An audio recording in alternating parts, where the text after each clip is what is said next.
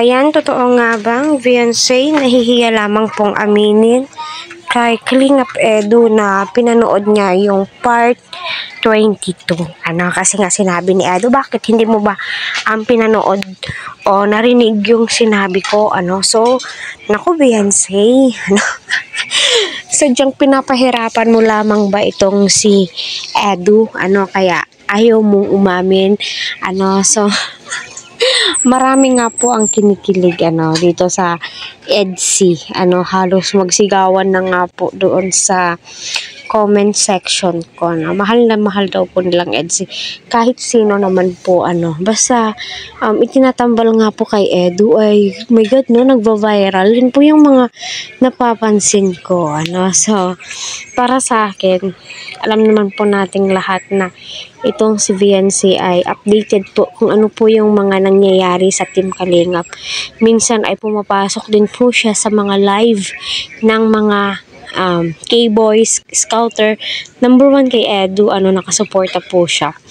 Kaya hindi po ako naniniwala na hindi pinanood ni Beyonce yung vlog sa kanila na pag-amin ni Edu sa kanya na gusto na daw po niya si Beyonce at saka hindi nga daw po naniniwala si Beyonce sa mga sinasabi ni Edu sa kanya kasi nga po binobola lamang po siya kasi nasasabi ni Beyonce na binobola siya kasi nga yung salitang joke ni Edu, kapag aalisin ni Edu yung salitang joke at sasabihin niya seryoso ako sa sinasabi ko, yung ganon.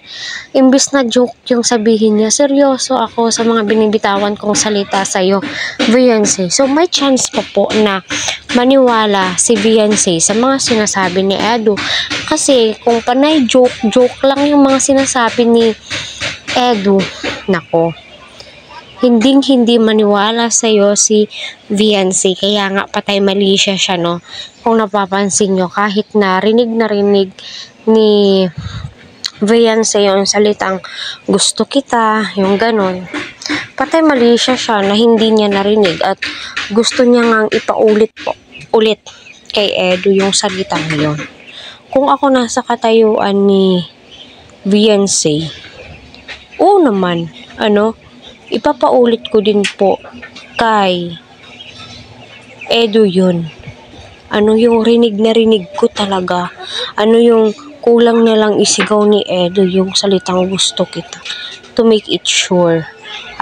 Kumbaga, si Beyonce, nakikiramdam lamang po siya sa paligid kung totoo na ba? Until now, content pa rin ba yung ginagawa ni Edu?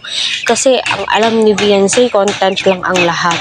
Kaya, kahit nahuhulog na yung loob ni Edu sa kanya, para sa kanya, content lang po, Kasi, until now, si Edu hindi pa rin po naaalis yung salitang joke.